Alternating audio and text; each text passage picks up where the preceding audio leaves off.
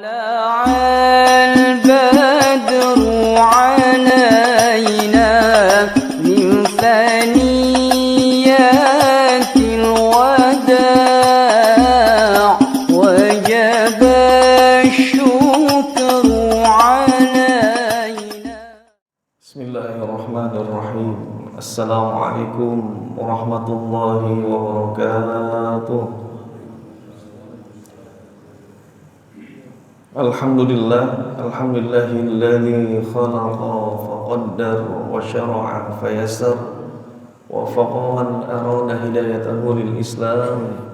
Asyhadu an la ilaha illallah khaliqul bashar wa asyhadu anna Muhammadan abduhu wa rasuluhu sayyidul mukhtar.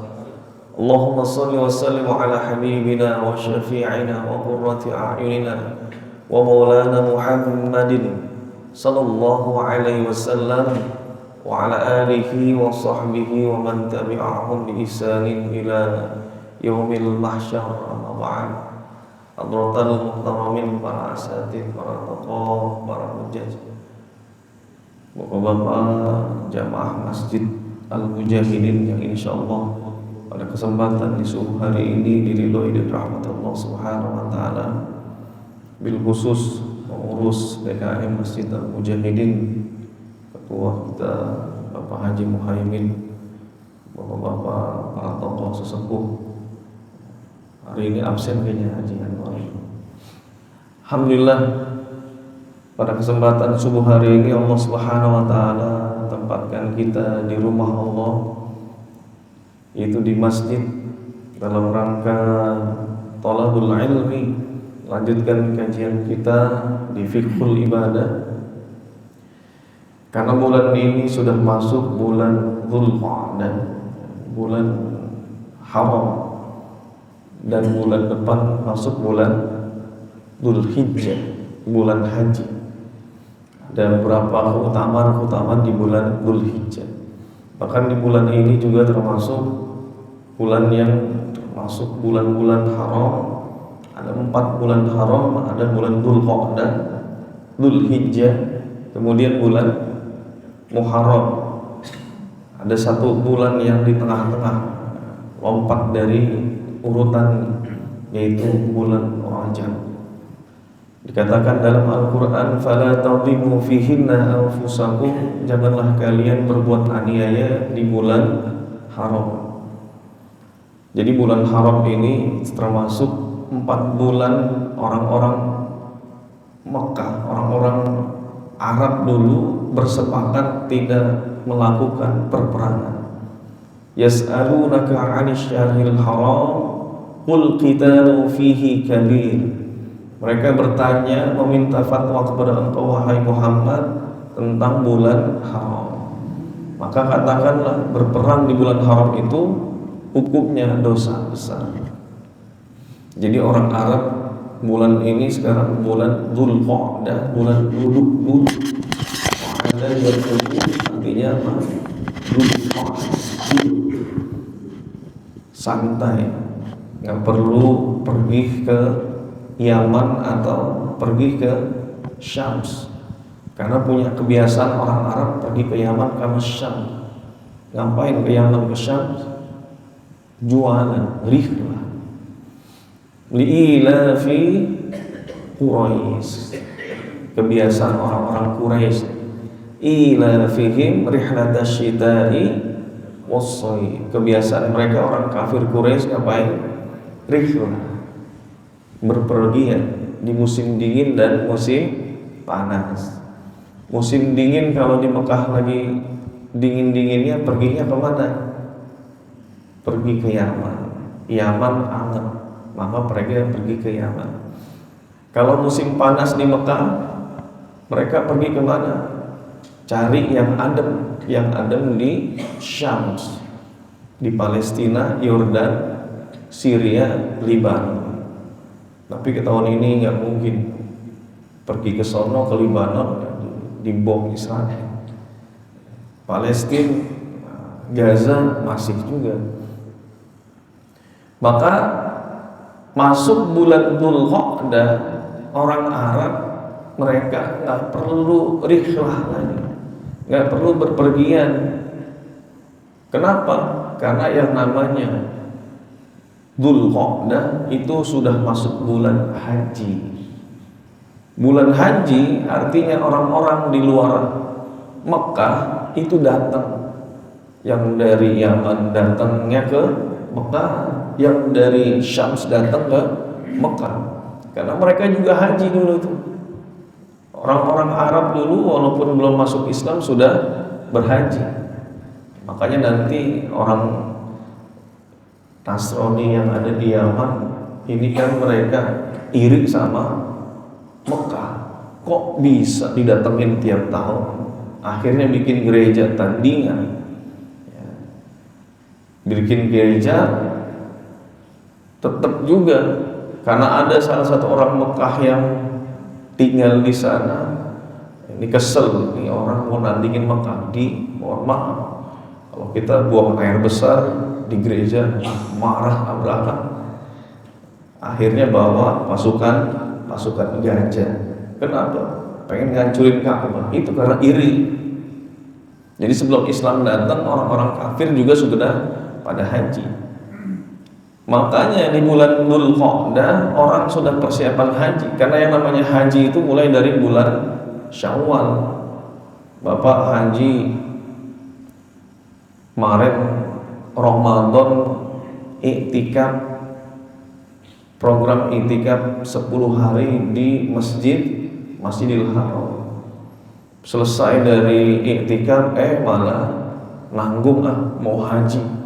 Masuk bulan Syawal sudah masuk bulan haji. Pulang travelnya dianya ninggal. Ada sebagian begitu. Orang-orang dulu ada yang nggak pulang bareng travelnya kena denda. Ngapain? Mau haji. Jadi bulan Syawal dia ngetem di situ, tidur di losmen, nungguin sampai bulan Dzulhijjah, Syawal, Dzulqa'dah. Selesai 2 bulan, paling nunggu sampai 10 hari, Arafah 9 ya. Cuman 1-2 bulan setengah ngorbanin diri di sana. Nah, ini padahal yang namanya haji, man istata'a ilaihi sabila, dia harus punya istita'ah, kemampuan. Bukan hanya sekedar mampu materinya, tetapi mampu secara perizinan gitu. Ada itu. Nama hajinya Haji Kobo nih. Karena kejar-kejaran sama pemerintah, sama Satpol PP di sana, sama keamanan. Nah, Dzulqa'dah ini orang-orang Arab santai, duduk-duduk. Banyak libur, kita juga bulan Mei ini banyak liburnya. Duduk depan rumah, gelar lapak, orang Arab udah datang sendiri tanpa perlu mereka rihlah visita iwasai. Maka disebutlah dengan bulan Dzulqa'dah. Termasuk juga diantaranya karena bulan Dzulqa'dah mereka tak perang. Kemudian masuk setelah itu bulan Dzulhijjah. Bulan Dzulhijjah ini bulan haji ya. Alhamdulillah Masjid Al-Mujahidin 2 jamaah kita berangkat haji ya. Pak Ayat udah kirim-kirim foto. Jadi udah sampai. Kemudian Pak Astio, kita doakan mudah-mudahan hajinya mabrur. Allah terima kembali dalam keadaan sehat walafiat. Apa yang kita persiapkan di bulan Dzulhijjah? Masuk bulan Dzulhijjah, maka para ulama katakan seorang mukallaf ketika dia mau sholat, dia minimal tahu rukun sholat, syarat sah sholat dia harus paham. Mau umroh dia tahu syarat dan rukun umrohnya. Mau haji juga sama gitu. Jangan sampai ditanya, lu ambil haji apa? Nggak tahu dah haji apa, tamatu. Orang muter tawaf kita ngikut, orang lari-lari sa'i kita ngikut. Jangan sampai begitu. Puasa juga sama. Tahu syarat dan rukun puasa. Mau kurban, ini bulan Dzulhijjah bulan kurban, jadi harus tahu syarat dan ketentuannya. Kita sebagai mudhohi, kemudian panitia masjid biasanya sebagai wakil Ahlan wa sahlan.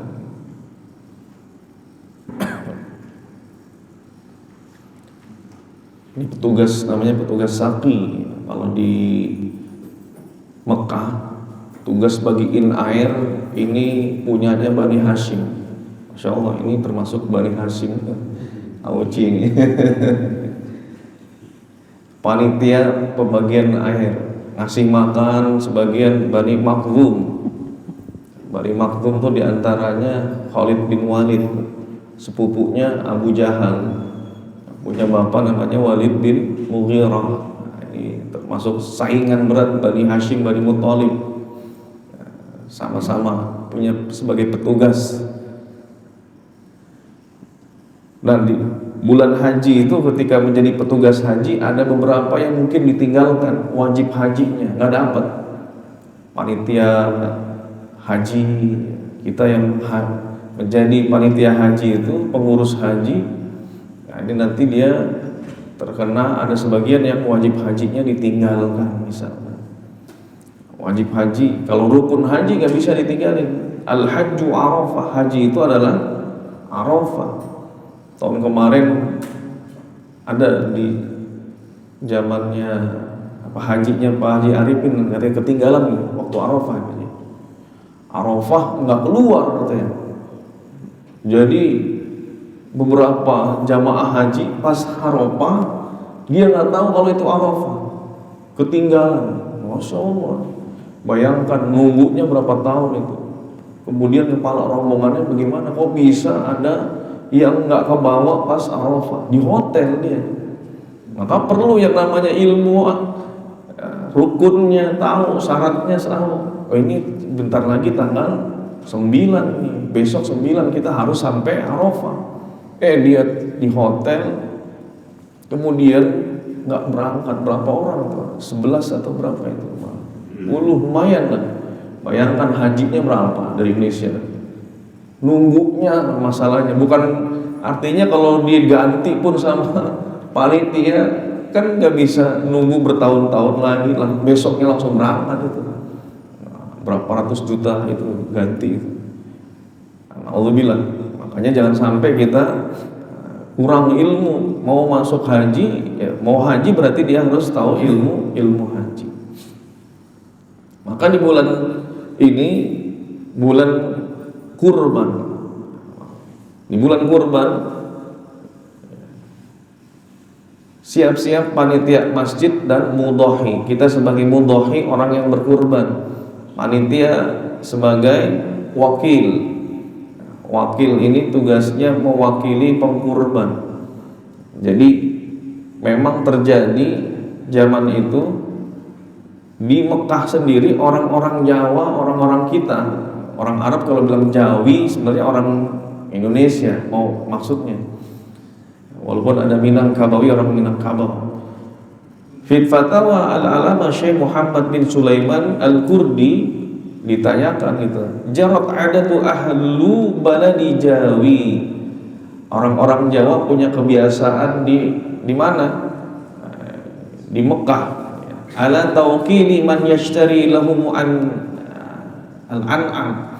Jadi orang kita yang ada di Mekah itu biasa untuk mewakilkan pembelian hewan kurban kepada orang-orang Mekah.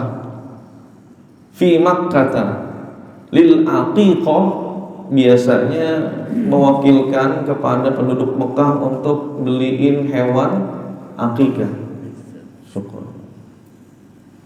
Wal udhiyah, atau hewan kurban.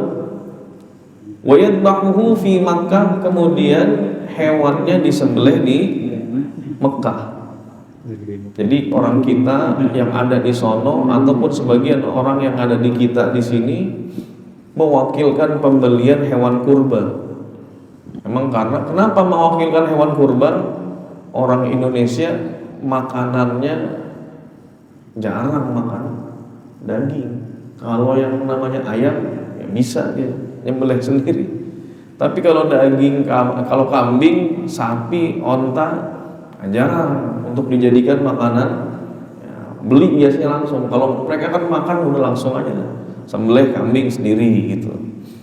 Bahkan yang namanya satu rumah yang nyembelih sendiri kambing, ngulitin sendiri, selesai. Nah orang kita nggak terbiasa, akhirnya nitip ya, pembeliannya. Maka ditanyakan itu hukumnya bagaimana? Ya. Kemudian na'am yasihu dzalik, maka hukumnya boleh. Karena sebagian bilang begini, ada orang mau sedekah kurban. Kemarin Pak Haji Ike bilang ada yang sedekah kurban. Kalau yang dianggap sedekah kurban, misal hewan kurban harganya di Muhajirin 3,6 kalau nggak salah. Di Mujahidin belum ditetapin Ustaz ya. Ustaz, udah Ustaz Saiful berapa nih? 3,6 juga. 3,6 juta diganti dengan sodako, boleh nggak?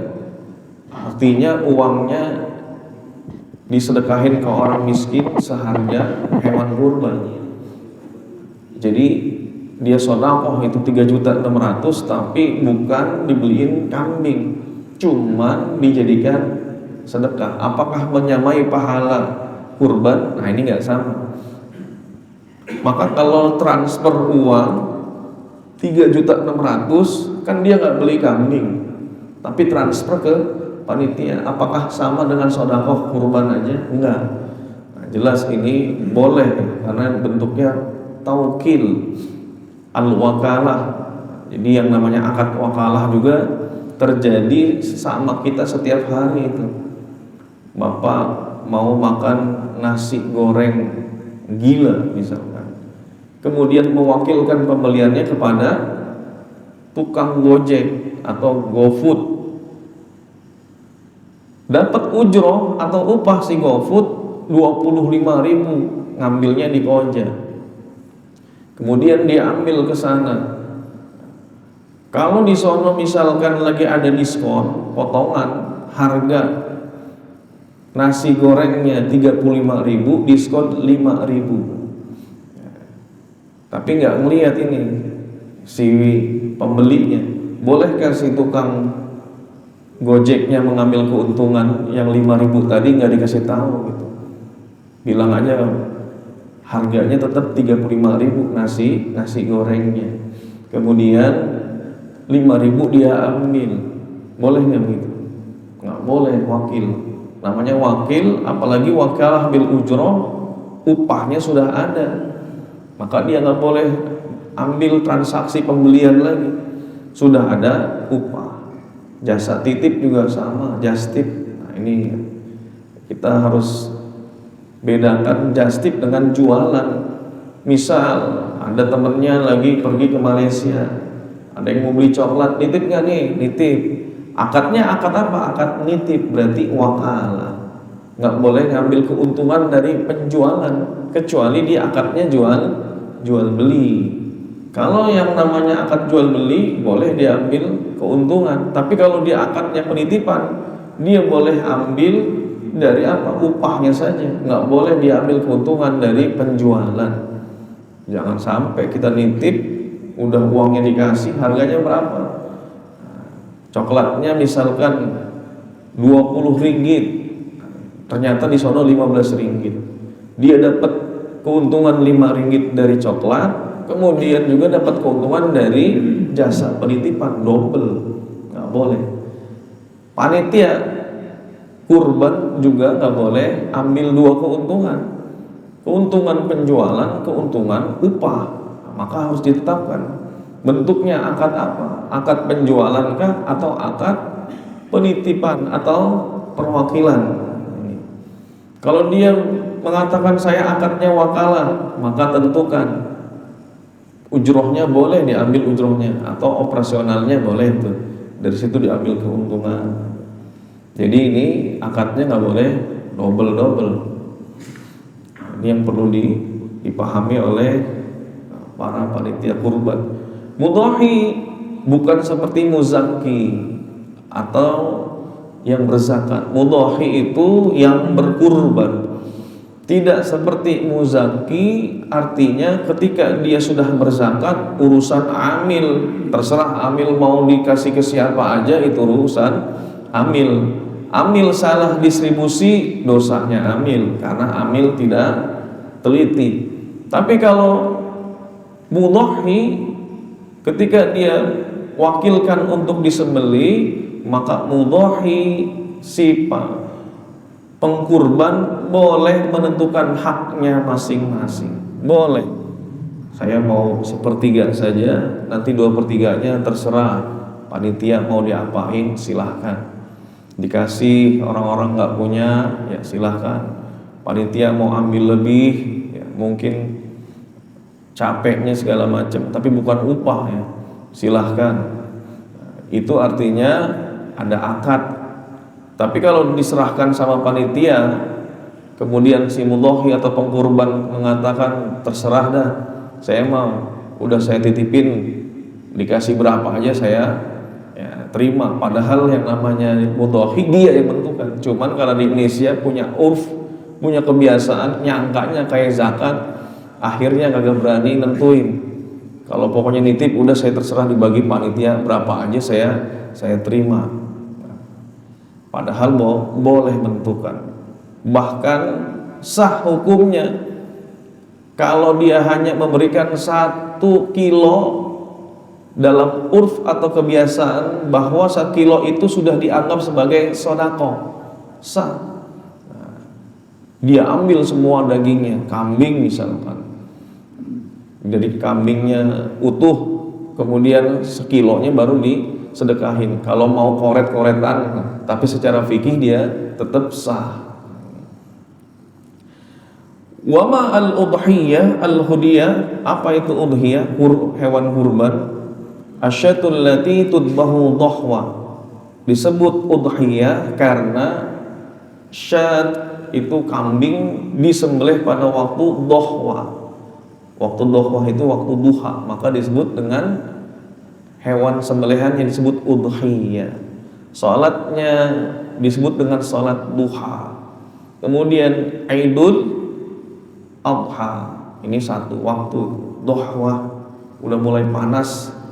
Jadi waktu duha itu afdalnya sudah mulai agak sedikit matahari terik, jam 9, jam 10 duha. Kalau awal duha termasuk diantaranya waktu isyraq. Kemudian disebut juga udhiyah ma yudzakka taqarruban ila Allah. Jadi hewan yang disembelih taqarruban ila Allah, untuk mendekatkan diri kepada Allah. Disinilah perbedaan pendapat dalam mazhab Syafi'i mengenai berkurban untuk orang yang sudah meninggal. Kenapa? Karena dalam istilahnya ada istilah taqarruban. Kalau orang meninggal itu dia termasuk ahli taqarrub atau tidak? Kalau orang meninggal berarti dia sudah terhenti amalnya, tidak ada lagi taqarruban ilallah. Maka sebagian mazhab mengatakan hewan kurban yang diniatkan untuk, misal kita punya orang tua, ini nggak sampai jatuhnya hewan sedekah, bukan hewan kurban. Sebagian lagi dalam mazhab Syafi'i tetap sampai, karena yang namanya kurban dia juga bagian daripada sedekah. Ini perbedaan pendapat dalam mazhab Syafi'i ya. Kalau lebih baik ya, dikatakan kalau punya saudara yang belum pernah kurban dan gak mampu, kasih saudaranya, itu boleh. Fi ayyamin nahr, jadi kurban yang disembelih taqarruban ilallah fi ayyamin nahr, di hari-hari nahr. Fasalli li rabbika wanhar, sembelihlah. Fasalli, maka hendaklah kalian salat, rabbika, ikhlas karena Tuhanmu, wanhar.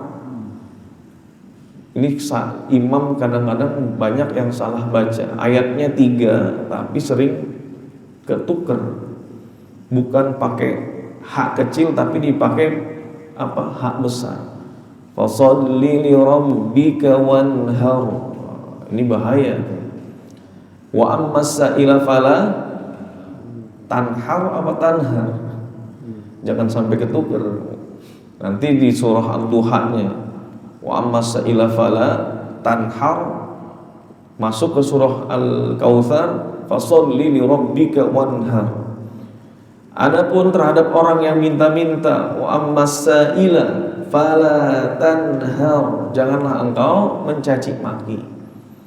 Jadi kalau ada orang ngamen, ada orang ngemis, kita nggak ngasih aja, nggak usah dikasih tambahan omongan, masih muda lo, nggak perlu, biarin aja. Kita nggak ngasih aja, nggak usah marah-marahin. Wa ammas sa'ila fala tanhar. Adapun terhadap orang yang minta-minta, jangan engkau caci maki. Tapi kalau dimasukin ke dalam surah Al-Kautsar, fasholli li rabbika wanhar, maka sholatlah, ya, ikhlas kepada Tuhanmu dan caci makilah. Nah, ini bahaya. Harusnya wanhar, dan sembelihlah, ya, jangan pakai hak besar, kebalik. Nanti masuk ke dalam surah Ad-Duha ketuker, wanhar fala tanhar. Adapun terhadap orang yang minta-minta, jangan engkau sembelih. Jangan fala tanhar. Karena saya pernah imamnya bacanya wanhar, kita kasih pengertian selesai sholat, karena kasihan kalau dia baca terus menerus begitu, dia salah baca. Kesalahannya disebut dengan lahnul jadi. Kalau dalam ilmu tajwid, kesalahan yang besar yang mengubah makna. Jangan sampai kesalahan mengubah makna, walaupun tidak membatalkan sholat kalau masih di bacaan surah, ya, bukan bacaan Al-Fatihah. Ini yang perlu diperhatikan. Kemudian hukumnya apa?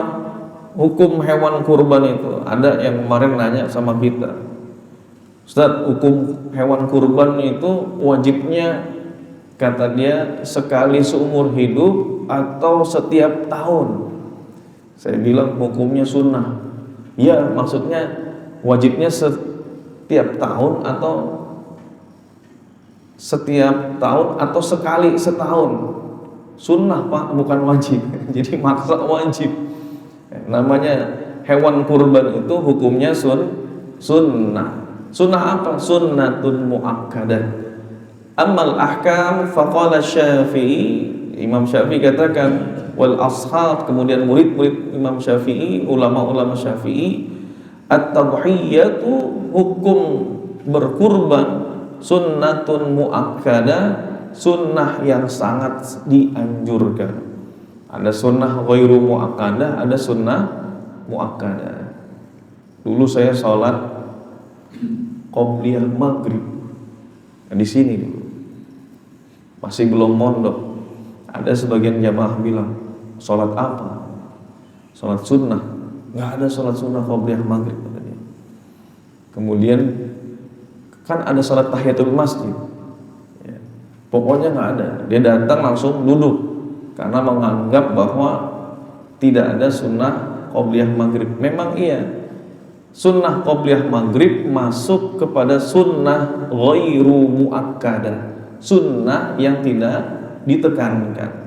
Karena Nabi tidak memasukkan ke dalam sunnah yang 12 rakaat, ya, setiap sunnah rawatib yang 12. Karena qobliyah asar, qobliyah maghrib nggak dimasukin tuh memang. Tapi dalam hadis yang lain, bainal adanaini as-shalat. Jadi di antara dua adzan itu ada salatnya. Apa adzan yang dua itu? Adzan pertama panggilan adzan yang kedua maksudnya iqamah. Jadi di antara adzan dan iqamah ada salat. Artinya salat sunnah boleh saja. Bukan berarti enggak boleh, tapi ghairu muakkadah. Nah, hewan kurban itu sunnah muakkadah. hukum pertama. Kemudian juga termasuk sunnah kifayah. Ada sunnah muakkadah dan sunnah kifayah. Sunnah muakkadah bagi siapa? Ala kulli man wajadas sabil, setiap orang yang punya kemampuan untuk berkurban. Jadi tiap tahun kalau dia punya duit, punya kemampuan korban, ya tiap tahun. Sunnahnya tiap tahun. Siapa yang disunahkan? Min ahlil madain, orang-orang yang ada di kota. Wal qura, kemudian orang kampung. Wa ahlus safar, wa ahli safar, orang-orang yang bahkan dalam berpergian. Jadi kalau zaman dulu yang namanya pergi, Nabi ke Mekah, ke Madinah sepekan. Kadang pergi itu juga bawa persiapan, bawa kambing. Ketika safar, masuk tanggal 10 Dzulhijjah, nyembelih dia, walaupun di mana, walaupun sedang safar. Kalau sekarang kan kita safar, nyembelih juga bisa transfer duitnya. Zaman dulu bawa kambing ketika safar, itu masuk ke 10 Dzulhijjah, 11, 12, 13, nyembelih di perjalanan. Tengah gurun dia bawa, ini udah masuk tanggal 10 nih. Sembelih. Kapan waktu penyembelihannya? Waktu penyembelihannya itu qadra salat, qadra rak'ataini minas shalah wal khutbah. Jadi setelah ba'da syuruk, setelah matahari terbit, kemudian dilakukan 2 salat dan khutbah. Artinya kadarnya seperti itu, kira-kira setengah 7 lah.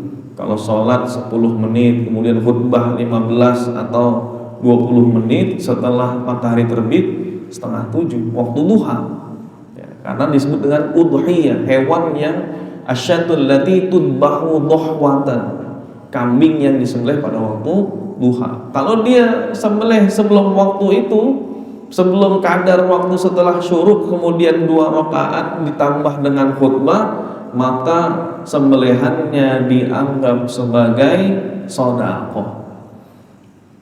Ada syarat untuk harus ikut sholat Idul Adha? Enggak. Walaupun dia mudhohi, enggak sholat Idul Adha, dia sembelih pada waktu setengah 7 atau jam 7, halal, sah sembelihannya. Nah, ini sunnah yang ditekankan untuk seluruh ahlul madain, orang-orang di kota, di desa, wa ahlus safar, kemudian yang ahli safar, wal hajj, bahkan yang haji, Pak. Bapak-bapak yang hajinya tamattu itu bersenang-senang, dianggap bersenang-senang karena ringan hajinya. Kita haji tamattu itu umroh dulu baru haji. Jadi nanti nyampe misalkan sekarang nih Pak Hayat di sono masih kloter gelombang pertama ke Madinah dulu, nanti gelombang kedua langsung ke Mekah. Karena hajinya tamattu, maka dia kena dam, ya. Kena dam. Faman tamatta'a bil umrati ilal hajj famastaysara minal hadi. Barang siapa melakukan hajinya tamattu, maka dia diperintahkan untuk menyembelih hewan namanya al-hadiyu. Al-hadiyu balighal Ka'bah, hewan yang disembelih di sekitar Ka'bah. Artinya ini bentuk denda bagi haji yang tamattu, melakukan umroh dulu, datang ke Mekah umroh tanggal 1 Dzulhijjah misalkan. Selesai umroh paling cuma 3 jam, kalau musim haji bisa mungkin 4. Kemudian setelah itu selesai tahallul, dia bisa yang laki-laki melepas kain ihramnya sampai nanti tanggal 8 tarwiyah misalkan, baru dia mulai niat lagi. Atau tanggal 9 biasanya, kalau tarwiyah jarang orang haji mulai dari tarwiyah, repot, panitia haji juga nggak bisa mengakomodir, biasanya jamaah sendiri-sendiri. Maka karena dia ada kesempatan untuk menahan selesai dia umroh, boleh melakukan sesuatu yang di luar haji, artinya halal bagi dia berhubungan badan dengan istrinya ya. Ini setelah haji, setelah tamattu tadi, setelah umroh baru ada waktu masih seminggu, bahkan kalau yang datangnya 2 minggu sebelum haji ya tadi dia masih nyaman gitu. Sedangkan kalau ifrad, kalau sudah niat haji masuk ke Mekah tanggal 5 Dzulhijjah, dia nggak boleh lepas kain ihram itu sampai selesai haji. Karena dia ifrad, sudah niat haji pula, datang tanggal 5 Dzulhijjah. Sampai kapan? Sampai nanti selesai nafar awal misalkan 12 Dzulhijjah. Ya udah sampai tanggal 12 Dzulhijjah. Hampir sepekan dia pakai kain ihram kalau yang cowoknya. Nah, itu berat itu karena nggak pakai celana dalam segala macam. Tapi tamattu enggak. Karena itu dia pakai dam, bayar dam. Kemudian haji juga dianjurkan untuk menyembelih kurban. Kan saya udah Ustaz, saya udah bayar dam. Itu dam artinya memang kewajiban. Sedangkan yang namanya kurban sunnah, cuman tetap dianjurkan bagi orang yang berhaji. Wal hajju bimina, ya, tetap dia kena anjuran berkurban walaupun sedang dalam keadaan haji. Qala ashabuna at-tadhiyah sunnatun 'alal kifayah. Para ulama-ulama Syafi'i katakan bahwa yang namanya berkurban itu sunnatul kifayah. Apa makna sunnatul kifayah? Kita sering dengar kan fardu kifayah. Menyolatkan jenazah hukumnya sunnah kifayah atau fardu kifayah? Kalau ada yang meninggal itu sunnah atau fardu kita sholatin? Fardu kifayah. Kalau salah satu di antara jamaah menyolatkan, maka selesai kewajibannya. Tapi satu kampung nggak ada yang nyolatin, berarti dosa sekampung. Ada yang meninggal, kemudian disolatkan jenazah, baru 3 kali takbir sudah salam, sah nggak sholatnya? Sah nggak sholatnya? Baru 3 kali takbir, Allahu Akbar, Allahu Akbar, Allahu Akbar, Assalamualaikum warahmatullahi wabarakatuh. Kok kata jamaahnya 3 kali ya? Nggak ada yang mau negor, segen juga karena senior misalkan. Udah gitu udah aja, udahlah.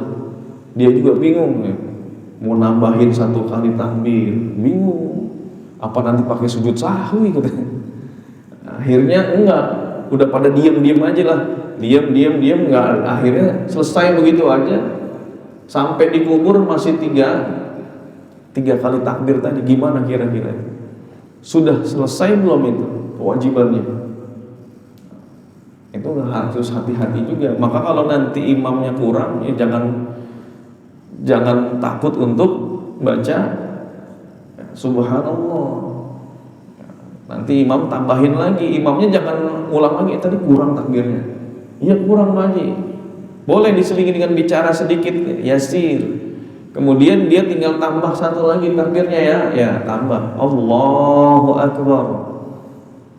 Setelah itu sujud sahwi kan? Habis lupa dia, imamnya sujud sahwi lagi. Makmumnya bingung, akhirnya ikut sujud juga. Ditanya kenapa pakai sujud? Dosa mayitnya banyak, tambahin kita dengan sujud. Enggak, jadi nggak perlu pakai sujud sahwi, langsung salam. Kalau sudah terlalu lama, terus ada yang baru mengingatkan, mulai lagi. Kemudian dengan sholat yang baru, karena sudah berlalu lewat lama, udah ngobrol ngalor ngidul, perasaan tadi kayaknya kurang ya. Cuma 3, iya saya juga rasanya 3 tuh. Akhirnya, kalau emang ada yang mau nyolatin lagi, sholatin di situ. Terlambat bisa sholat di depan kuburannya, karena Nabi pernah salah satu waktu ada wanita hitam yang biasa bersih-bersih di Masjid Madinah itu meninggal, Nabi nggak dikasih tahu, Masya Allah, tawaduknya Nabi, orang yang orang lain nggak menghiraukan, di mata orang lain itu orang nggak, bukan siapa-siapa, meninggal, Nabi nggak tahu, ditanya, mana si fulana, dikubur Rasulullah. Loh, kok saya nggak tahu di mana kuburannya? Nabi pergi ke kuburan, menyolatkan si mayit yang sudah dikuburkan. Nah, jadi kalau emang sudah terpaksa tadi, bisa balik lagi tuh sholatin di dekat kuburan, yang sholat jenazahnya. Nah, ini.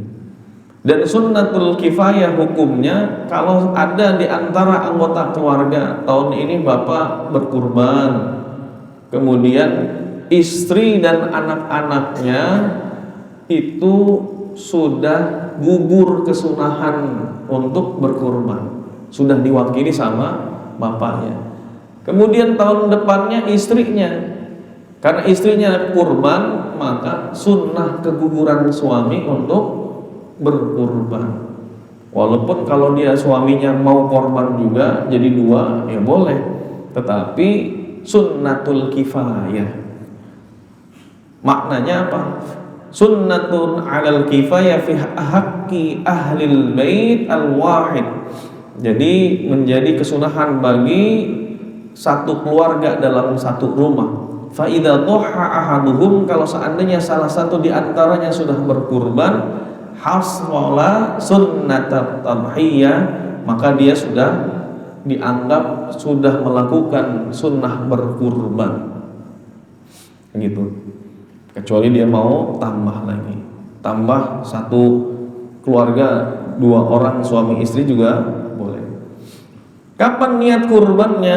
Nah, ini niat kurban penting, karena biasanya perusahaan-perusahaan itu ada yang memasukkan nama calon pengkurban, misal 7 orang, misal dari Pelindo, kemudian ditanya sama panitianya, atau dari sekolah mana, SDIT Muhajirin, siapa yang korban?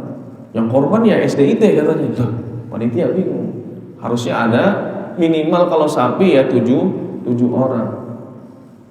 Pelindo nggak kasih namanya, misalkan 7 orang, 2 sapi 14 orang. Ini bagaimana?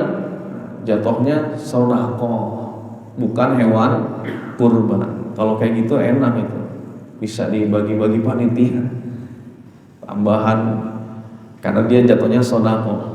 Karena yang namanya sedekah dengan hewan kurban punya perbedaan. Pertama, kalau seandainya hewan itu hewan kurban, kemudian si pengkurban berarti harus ada niat. Maka perusahaan kasih tahu perorangan, tahun ini ente dapat jatah korban. Maka masuk dia bulan Dzulhijjah, boleh takdimun niat, memajukan niat berkorban, saya niat untuk korban. Kalau nggak dikasih tahu, jatuhnya nggak berkurban nantinya. Dan ada kesunahan karena sudah dikasih tahu sama perusahaan, ente tahun ini korban, berarti nanti masuk awal Dzulhijjah dia disunahkan untuk tidak menyukur rambutnya, kemudian mencukur kuku-kukunya, seluruh bulu-bulunya. Jadi harus dikasih tahu tuh.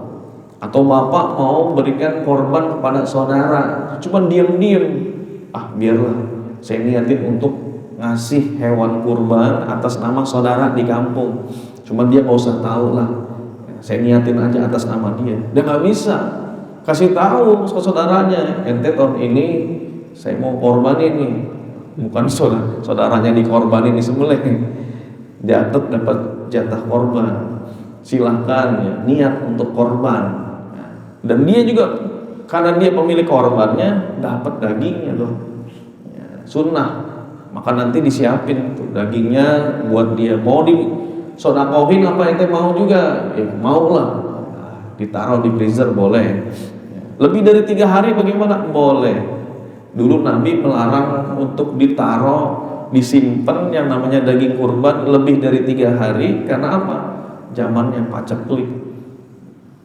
Jadi harus cepat-cepat dibagiin, nggak lebih dari 3 hari. Lewat masa itu boleh. Ya.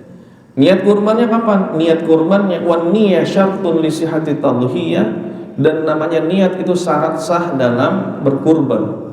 Wa hal yazuzu taqdimuha, apakah hewan niat berkurban itu boleh dikedepankan? Artinya kurbannya tanggal berapa? Tanggal 10. Korbannya tanggal berapa? 11, 12, 13. Niatnya boleh nggak tanggal 1 Dzulhijjah? Maka am yustaratu qarnuha, apakah disyaratkan yang namanya niat itu berbarengan berbarengan dengan apa? Dengan waktu berkurban. Fihi wajhani, ada 2 pendapat dalam mazhab Syafi'i. Jawazut taqdim kama fis shaum waz zakati ala asah, yang tepat boleh memajukan niat seperti niat puasa dan niat berzakat. Puasa itu kan waktunya mulai puasa pas azan subuh. Bapak niatnya kapan? Malam. Habis taraweh itu sudah niat, ya kan? Itu namanya taqdimun niat. Zakat, waktu zakat itu diperbolehkannya, ya, zakat itu kan setelah Syawal, artinya zakatul fitr. Zakatul fitr itu bagusnya sebelum berangkat menuju Idul Fitri. Tapi sudah diperbolehkan masuk waktu awal Syawal. Dalam mazhab Syafi'i 1 bulan full itu kalau sudah masuk Ramadan boleh berzakat. Sebagian mazhab 2-3 hari sebelum Idul Fitri, artinya taqdimuz zakat.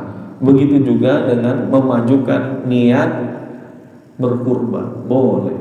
Jadi bapak-bapak yang kurban, saya nanti nggak nyaksiin hewan kurban saya dong. Saya nggak niat di situ, bagaimana hukumnya? Udah niat itu. Jadi sudah niat dari awal Syawal sudah tercukupi. Nah, ini boleh untuk apa namanya? Untuk memajukan niat. Jadi inti niat kurban boleh. Banyak beberapa hal-hal yang perlu dibahas dalam fikih kurban, karena tanggal 27 Mei sudah masuk kurban. Ini kajiannya cuma sebulan sekali, nggak nyampe bulan depan udah nggak ada pembahasan fikih kurban lagi, udah selesai. Ya, ada beberapa diantaranya waktu penyembelihan kurban, kemudian hewan yang sah untuk dikurbankan bagaimana, apakah kaki kalau patah itu dia sah, kemudian lidahnya, susu hewan putus, kemudian kelamin hewan putus bagaimana, kalau gigi hewan patah seperti apa, apakah sah. Dan panitia harus tahu yang namanya hewan kurban ini dia punya syarat, ya. Kalau sapi dia harus musinnah minimal 2 tahun, kemudian kambing atau syah itu juga musinnah. Musinnah itu istilahnya 2 tahun, 1 tahun masuk 2 tahun. Giginya biasanya udah gompel, bukan gigi susu, dia udah ganti. Nah, gigi tetap. Biasanya tukang jualan kambing itu suka ada yang nakal. Ini kata orang-orang RPH, rumah potong hewan itu katanya biar dianggapnya sudah musinnah, giginya digompelin, dilepasin. Gigi 2 biji itu kalau udah gompel tandanya dia udah ganti gigi, tapi ada yang dicopotin beneran, dicopotin sebelum waktunya, artinya umurnya belum cukup dikurbankan, udah dijual. Ini kejelian panitia, karena panitia wakil harus umurnya sesuai dengan syarat. Domba dalam mazhab Syafi'i 1 tahun, walaupun di mazhab Hambali 6 bulan sudah boleh disembelih. Apalagi yang namanya batibul nggak bisa itu, bawah 3 bulan nggak bisa disembelih. Jadi domba harus 1 tahun. Bapak yang beli nggak beli sama siapa? Panitia. Berarti harus teliti, dilihat harus diteliti apanya, umurnya, kesehatannya, dicek, ya, adakah punya penyakit mulut dan kuku, nanti ada fatwa MUI-nya, apakah boleh hewan dengan PMK itu disembelih, lihat halalnya, kemudian lihat fisiknya, mohon maaf dilihat susuknya, kemudian kakinya, minta abangnya disuruh jalan, pincang apa enggak gitu kan. Karena yang nama hewan kurban dengan hewan sodako punya syarat tertentu yang kalau seandainya tidak dipenuhi bisa nggak sah nanti hewan kurbannya. Nah, jadi kalau misalkan mau, ya udah saya panitia aja dah. Nanti kalau panitia salah dia ya. Nah, kemudian ketika nurunin hewan kurban, hati-hati, jangan sampai kemarin ada yang pincang karena sapi gede, kan nuruninnya lewat truk misalnya. Nah, ini kan dia harus punya teknik menurunkan hewan kurban, apalagi sapi, sampai kepelitek sapinya, kemudian pengkor, sah nggak itu hewan? Atau ketika itu panitia ngejatohin, kalau sekarang kita punya mesinnya ya, jadi udah enak tuh dijatohinnya, nggak kayak dulu diselengkat, ditendang, di sliding. Kalau dulu masih ada yang sliding, itu sapi di sliding, nggak mau jatuh-jatuh ditendang kakinya, bahaya. Walau atau ja'aha lidhahya, kalau seandainya si sapi atau si kambing dibaringkan untuk disembelih, wahiyya salimah, asalnya si sapi ini nggak ada masalah, kakinya benar, semuanya sehat, faktorobat cuman apa ya namanya ngamuk, kemudian wan kasarat rijluha, gara-gara ngamuk bertak-tuk patah kakinya, aw arajat atau pingsan, ya, tahta sikin, jadi sebelum disembelih kakinya pengkor, gimana? Lam tujizhu, maka tidak sah penyembelihannya. Jadi karena tidak sah, dianggapnya hewan kurban. Harganya berapa? Beli 27 juta, 30 juta, yang ngejatuhin panitia misalkan, yang nyelengkat panitia, kakinya patah, suruh ganti. Masa tahun itu 30 juta anggapannya jadi hewan kurban, harus hewan sodako. Maka hati-hati dalam membaringkan sapinya. Alhamdulillah mujahidin ada alat pembaring ya, nggak repot-repot lagi. Kemarin sama Pak Surip udah dilas sama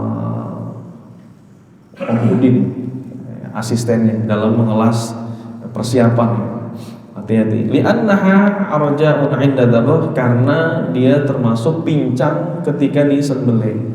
Ini perlu kehati-hatian panitia dalam menyembelih, jangan sampai kakinya patah.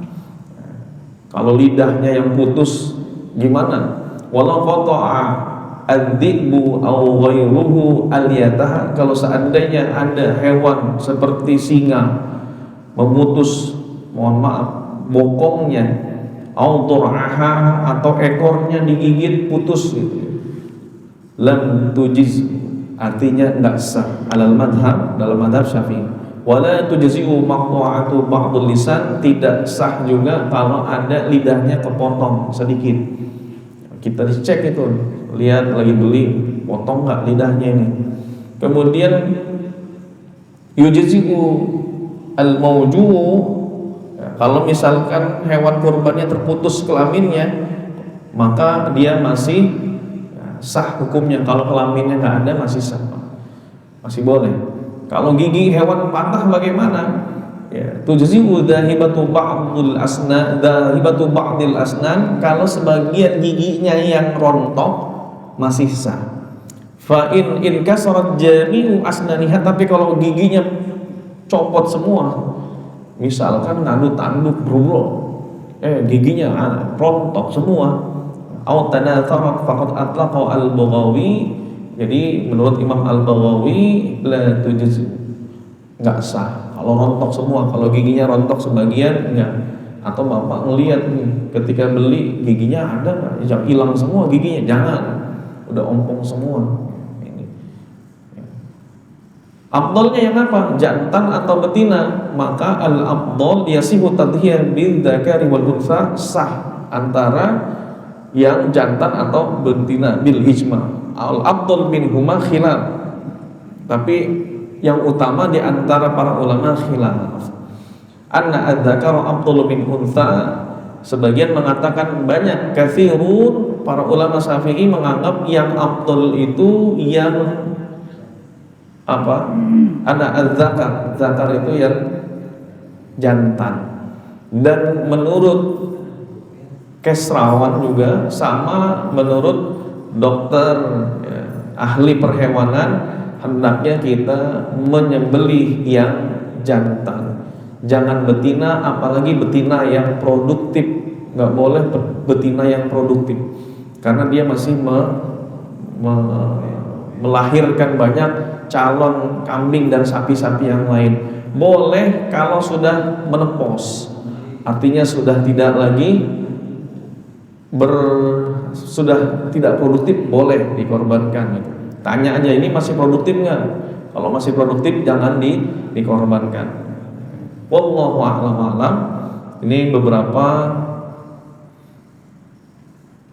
panduan mengenai persiapan kita dalam rangka untuk berkurban. Mudah-mudahan Allah Subhanahu wa taala berikan kemampuan untuk para jamaah pada tahun ini untuk berkurban insyaallah. Alafu minkum, mohon maaf atas segala kekurangan dan khilafan. Bagi jamaah yang ingin bertanya, kami persilahkan. Jika tidak, kita akhiri kajian fikih kurban pada kesempatan di pagi hari ini dengan sama-sama berdoa kepada Allah Subhanahu wa taala. Ada Pak Haji? Cukup? Enggak mau korban?